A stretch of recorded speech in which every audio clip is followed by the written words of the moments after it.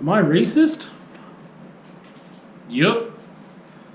I want to say yes, by definition. And I also want to clear that up and say no. And we're going to get into it. I started thinking about this topic because my girlfriend Randy wanted to purchase some books, some anti-racism books. And I thought that was interesting just because, I mean, she enjoys reading and learning, and she does way more research type learning than I ever do. I read way more for enjoyment and I guess sometimes for the beauty of the written word, for like the art of writing sometimes. And I don't really read much for I don't want to say self-help or self-improvement, because self-improvement is definitely one thing I enjoy about reading. So for me as an artist or someone who enjoys art or is romantic about art or whatever, when I'm reading just to enjoy the beauty of the words, to me that is self-improvement. That's me being influenced by art, learning about art in its many forms, you know. But I guess I don't really read things that are like almost like a textbook. Like, I mean, I don't think Randy sits around reading textbooks, you know, I've never seen her do that. But there's books that are adjacent to what I would call text that are, you know, an expert on a subject is telling you about something, and that something is interesting, and it's more academic, I think, writing that she reads more than I do. And she definitely just reads fiction and stuff that tells a story and whatever as well. But I don't do a lot of formal academic expert type stuff. I mean, even with her fiction, like, she enjoys historical fiction more than I do. That's usually not my jam. Anyway, so she said she was going to buy some anti-racist literature. And I was like, oh, well, there was listening to this podcast the other day, the TED Radio Hour, and the dude had like, or no, it's just a regular TED Talk, I think. Anyway, and this dude actually wrote a book, and in blah, blah, blah, blah, and I told her about it, and then she ended up researching, and she got a couple other books. And then she said she also got me a book. And I was like, for a minute, I got scared. And I was like, what? Or maybe not scared, but I reacted in a not a positive way. I don't think I let on that's how I felt at the time. And I was just like, what? Why would you? I'm not interested in reading anti-racist literature. Like, why would you? Here's the thing. At the time, I thought it was interesting that she would even purchase these books or get interested in them because I guess in my mind I was like, you're not racist. Like, I don't think a racist person just goes around being like, hey, I'm racist, let me not be racist. It's good to learn about certain subjects and push yourself and challenge yourself, and that's kind of what this is about. Because, I don't know, I just would never go that hard and be like, you know what, I really need to spend hours and hours and hours of my precious time, or precious reading time too, to put myself in a position to learn about anti-racism when I feel like I'm there, and I feel like I've experienced racism. I feel like as a person of color, I have a lot of knowledge about whatever, and I've literally taken an anti-racist class in the College of Education for my degree and whatever else. So I feel like I've got a knowledge base, and saying that I don't want to learn any more about it in a way that would take time and energy and effort is a crappy thing to say. But I don't feel like reading up on this subject because I feel, and maybe that's because I'm part of the problem. I feel like I'm aware enough, I know enough, that I'm intelligent enough, that I can look at different things and make judgments and learnings about them in different ways that they're presented. It's not that I never want to talk about it or that I never want to learn or push myself or challenge myself. I just don't feel like picking up a book to do it. So, anyway, and I was surprised that she would too, because I feel like she's very much on the same page when it comes to racism and people of color and minorities of all types, and the desire to be treated equally and the celebration of diversity. I feel like we're very on the same page with that kind of stuff. Difference is that she's a Caucasian woman and I am a brown man. So our experiences are a little different, but I mean, she has been around things. I don't know. I just feel like we have different contexts, and I have to deal with a lot of more potential scenarios than she would ever have to deal with. Then again, I'm a cis man and she's a woman. Like, so I mean, there's that going on too, where like, yeah, but then on the other side of things, I mean, she has to go through a lot of things just being a woman that I don't have to go through being, you know, just straight cis man, you know? But there's a whole bunch of nuance and complexity there because a lot of people don't see me as a straight cis man because of, you know, what I like to wear and express myself with. Anyway, going off the rails, of course, in the first few minutes. Okay, so I was surprised that she would want to do this. But I had this moment, like I said, I don't know if it was fear or what it was, but I was like, what? It was a reactionary that was like, whatever this motion is, and obviously if you're listening to this on the podcast, you can't see that motion, but like, where I just like pushed away and been like, excuse me? Like, why would you buy me? And she just said, and I got you a book too. She didn't say what it was about at that moment. But I was just like, not offended. I don't know what the word is, but I just had this reaction of like, excuse me? Why do you think you need to buy me a racist book? Like, it was defensive. I didn't say anything about it. I don't think I've talked to her about it yet. She might find out about it here. Maybe I better rush home and talk to her about it before the episode goes up. But then she's like, oh no, it's this other book. Like, it was on your list of books that you wanted, and I just thought I'd get it. And I was like, oh, okay. And I didn't say anything about it. But it sat there, and I was thinking about things. And there's something that I've talked about a little bit before in one of the other episodes about people forgetting I'm brown and whatever else, about how my knowledge is white. And that's a thing I'm going to mention here again, because if I go back to the very beginning and I say, am I racist? I want to say yes by the definition, but I also want to clarify that and say no. Part of that is because I don't, there's a lot of people that are racist that I would define as racist that would never say they are racist because they know that being racist is bad, but also they would say things about white pride that define them blatantly, objectively as racists, and I don't feel like I have any of that. I feel like the racist ideas and views that I hold, which I do, I feel like are not far enough in intention and purpose to make me a racist. However, by definition, and I'm just going to go through one dictionary definition, not a whole bunch, a person who shows or feels discrimination or prejudice against people of other races or who believes that a particular race is superior to another, showing or feeling discrimination or prejudice against people of other races. Yeah. So, do I show or feel discrimination or prejudice against people of other races? I feel not so much the discrimination part, but the prejudice part, which I would say are two different things. Maybe I should have looked those words up and educated myself more before this. I do not feel like a certain race is superior than another. To me, more comes down to the individual. But the thing is that there are certain things that I value that culturally are more present in certain... Honestly, it has to be in certain races, I guess. Even if it comes down to something like literature or language. I have been born and raised in Canada. My parents were immigrants. I was born and raised in the prairies, Alberta, Saskatchewan, Alberta again. What I learned in this anti-racist class when we had this Inuit instructor basically pushed me and told me my knowledge was white. And that's just the way she worded it, and I can clarify that, but I mean, what she's saying is that obviously I was born and raised in Canada. I'm very culturally Canadian. My mother, you know, by the time I was 4, my father had left, and we didn't have any family here, and we didn't have a lot of close family friends that were Chilean or whatever, that my mother, that I was around all the time, that really influenced my upbringing. So it was just my single mom, and then I was at my babysitter's a bunch before, when I was 8 years old, I started to kind of go home alone and go to school alone. But before that, I was at a babysitter's place. I went there.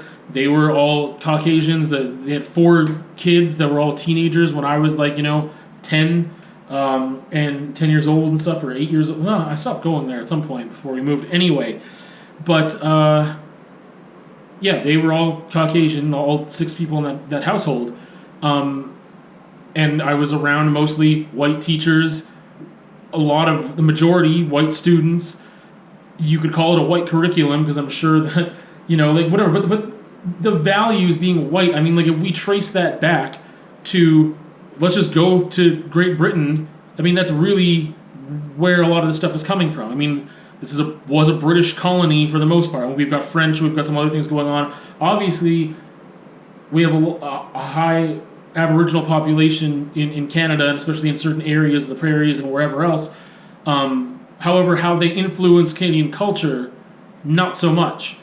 I feel like Canadian culture still is a lot of white culture. Our system of government, our laws, the way things are written, our language, right? Like, so speaking an English language, like, and that's the thing. Like, Canadian English is a thing, which is kind of a mix of American English, if you want to call it that, and English, like from England.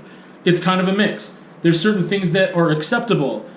Like, sometimes, we spell certain things just the British way, and other times it's like the word color. Okay, well, the British way, COLOUR, and the American way is without the U, so just COLOR. And I find that in our schools here, it's often accepted as either or. And I'm just like, why? We're a British colony that we decided to stay, we're loyal to the Queen still, like whatever else. Why aren't we just using the British, spelling? It's one of those things I've had to correct even with a 3-year-old when she sings the alphabet while she washes her hands, because she ends it with Z. And I know that's a mnemonic device that helps remember the song and the alphabet and the rhyme. Next time, won't you sing with me? But it's Z. We're in Canada. It's Z. That's what it is. Like, it's a zebra, not a zebra. Whatever. Or we spell center, like R-E, not E-R, like leader, like what. Anyway, tons of examples. I really value, for some reason, Old English and British culture and whatever else. It just appeals to me, this old school way of speaking and presenting yourself, and the value on fine literature. And so obviously there's other cultures, especially in Europe, that definitely have a lot of those things, whether it be like fine dining, and I wouldn't say that necessarily about British people. That's not the thing that I'm valuing, but I mean just like whether it be like the arts. I guess basically it's the arts. It's the value of the arts. Like a lot of literature I really enjoy happens to be like from English authors, but I mean like there's a rich culture of art in places like Spain and France and whatever, but I mean in England as well. For some reason I have this connection, and a lot of it I know has to do with language. So culturally, I was raised here in Canada, very influenced by white culture, by the language I was speaking. My mother did not make me speak Spanish. She was concerned that I wouldn't learn English, not realizing that as a young person, the elasticity of my brain could have easily absorbed both languages and learned both just fine, whereas now that's not the case. And again, we didn't have any family around or whatever, and she didn't really carry on a lot of traditions, so I just don't have that other part, that she has. This other culture that she carries with her every day, and I don't have that. I have Canadian culture. That's what I have. And we would like to say Canadian culture is all this multiculturalism and we're a mosaic and whatever, and we value. No, I think we do more than the States, but that's not really where we're at. Like, I think Canadian culture is still very, very, very tied to, our colonial roots and traditions of the British and things like that. Because I don't really have any other explanation for how is it that I value these things. Obviously, there's tons of people that are raised here, born and raised here, white or person of color, whatever, that don't value those things at all.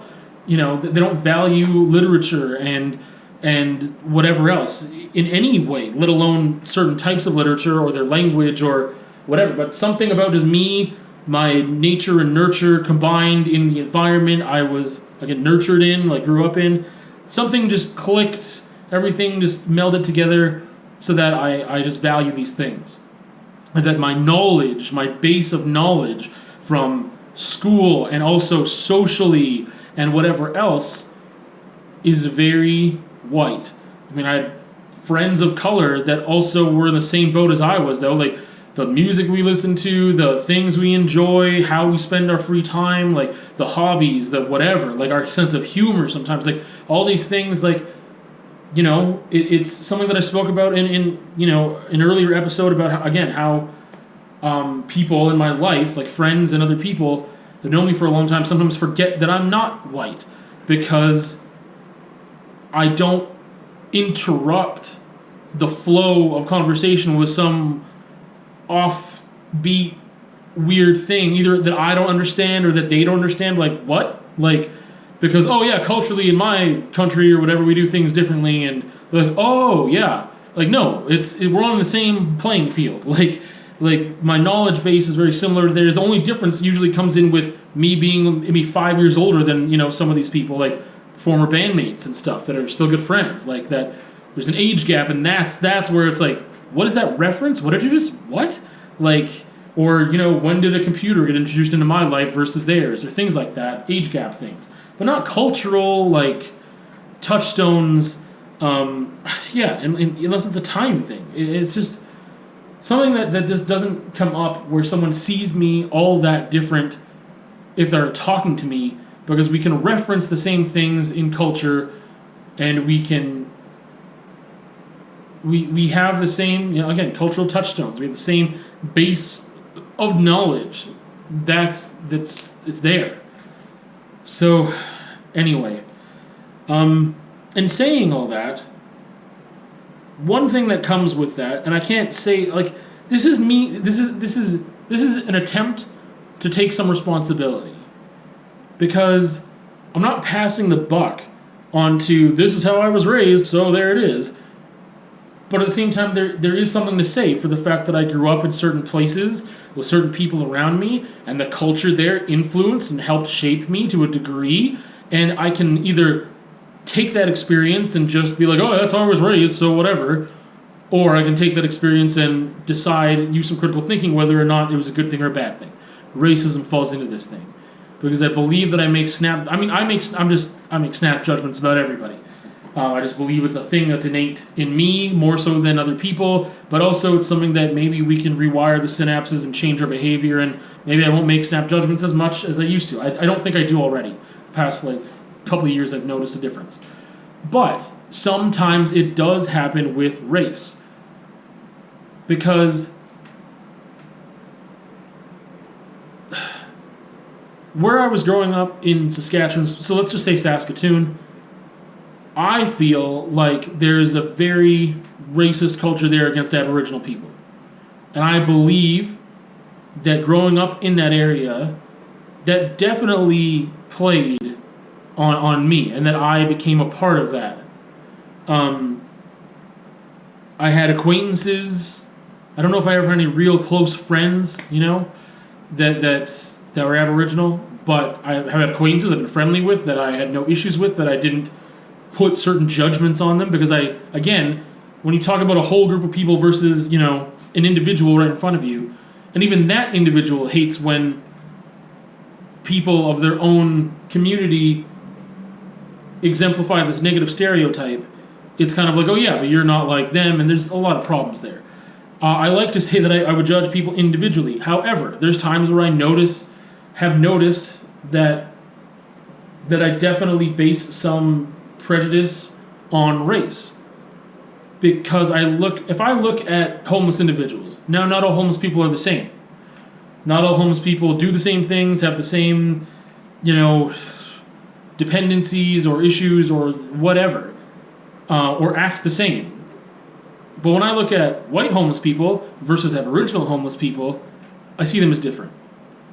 I make different judgments. I think about them differently, and sometimes it's because they're acting differently, but the actions are based off of a lot of things. And this is where it could go just so far down the rabbit hole, that there has been, again, nature and nurture, right? So you have a history of things in your lineage, like residential schools, and the fact that we're even here in the first place, and have property and whatever else, and that it's not, you know, just the way that their culture was, of people that were here that had their culture beat out of them, and whatever else, and so many horrible things, not just the residential schools, through just like basically taking ownership of something in this way that you can't even comprehend. What does it mean to own something? Like, so basically going back to the roots of colonialism and everything that's happened since then, okay?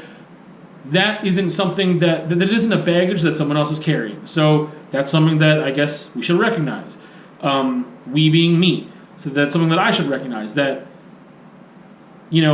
recently we've been talking a lot, we as in like social media and people have been talking a lot about, Black Lives Matter and like 400 years of oppression in the United States, and that this isn't just a recent thing, and that someone had the Monopoly analogy, which I'll recap really quickly, but it's basically like you play 400 rounds of Monopoly like around the board where you're not allowed to own anything, and then you just say, okay, I guess you're allowed to own some stuff now, try to catch up, or that's the quick version of it.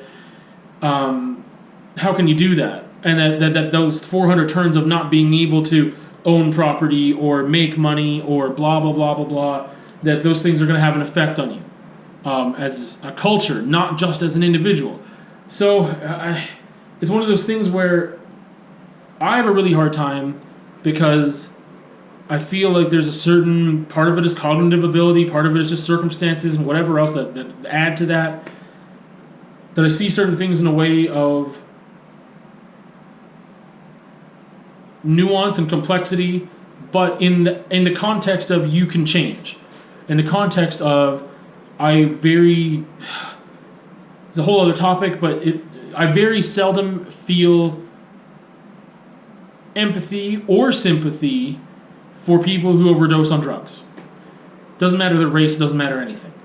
It's just the fact that I'm like, you've made some choices. You chose maybe not to reach out, or maybe you chose not to reach out hard enough, or you chose blah, blah, blah, blah, blah, blah, blah. That depending on the circumstances, there's a lot of choice involved in how you got to the place you're at. It's very hard for me to feel sympathy in those moments. So that kind of relates to the fact of like, okay, it's not, I don't want to say it's to the degree of, okay, this happened X amount of years ago, get over it. I recognize that there are issues that get handed down or handed down or handed down in your family culture. Not just like a racial culture or a cultural culture, like a heritage thing. Like if you have been oppressed specifically for the way you look and who you are in your culture, this is the group thing that has happened to a group of people, not just a very small, amount of people. That certain things, whatever, negative coping mechanisms that form because you're in a horrible situation, and that it would be easier, we could say, to make allowances for those behaviors to exist, and then we have to give concession to the fact that that's why they're still going on. It's harder to get out of this hole that you've been put in, that other people haven't been put in. These are things that I understand, but still I find very difficult sometimes to say, okay, you were raised this way, you didn't like the way you were raised, frickin' change it. Don't be that person. It's that simple. I still feel sometimes that it is that simple. However, I'm also aware of the fact that you are raised and you're nurtured in a specific environment and certain values are instilled in you, and that it's hard to break cycles. I understand those things, but that's not my immediate reaction. My immediate reaction is still to say, get it together. So, by definition, am I racist? By dictionary definition, I think so. It's not something that I want to defend, and I don't know if I did defend it here because that wasn't the intention or purpose. Again, I'm not trying to pass the buck on why I am the way I am, because this is part of me actively trying to change the way that I am, is having this discussion. So I've had like what I'll call funny or humorous discussions where people say, I didn't know that people of color could be racist against people of color. And I'm like, what? Or they basically said I didn't know brown people could be racist against the brown people. And I was like, what are you talking about? Like, that's the dumbest thing I've ever heard. Why wouldn't you be? You know what I mean? Like, people do it here all the time.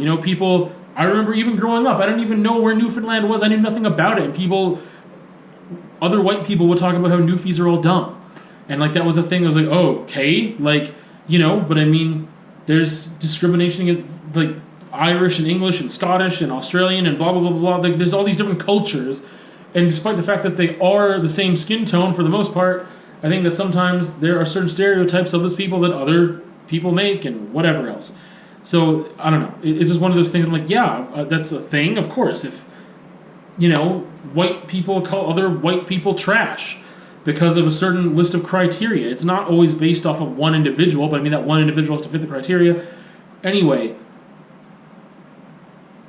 I need to dissect, I guess, more, I mean, on my own time. I mean, this is my own time, but of where these influences came from, which I've kind of just outlined a bit, but why I still hold them, and is it just because of time? Is it just because it's more comfortable that way? Like I said, things have gotten much better over the course of years because I'm part of it. Honestly, had a lot to do with going through the College of Education, having that anti-racism class, just seeing more people and circumstances and differences, and a diverse student body, a diverse group of people in my classes, etc. But those judgments are still there sometimes, culturally still there, because I feel like because I didn't hold a lot of cultural difference from other white people that were born and raised in Canada around me, I feel like maybe they've always seen me as white. And therefore it's always been safe to say certain things, and that shaped me in a certain way. And that they weren't very they were speaking to me like they would speak to any other white person, and I didn't really pick up on the difference. Sometimes, you know, there's very few instances that I can remember now that I felt uncomfortable with someone who was maybe saying something out of turn when they didn't realize they were saying something that I guess didn't like, or that was off color or whatever. Pardon the pun. But again, this is a step, I guess, towards continuing to recognize my racial biases and the stereotypes that I hold on to, and why do I feel that way, and if that's going to change, because it should, and how will it change, because those are things I've not reflected on too much, partially because there's not pressure for me to reflect on that too much. Why? Because people just assume that I can't be that racist because I have been a victim of racism more than white people would be victims of racism. That there's not as much pressure on me to change. And I think that's something that all people of color or minorities need to work on, including me. With that, we will see you on another time.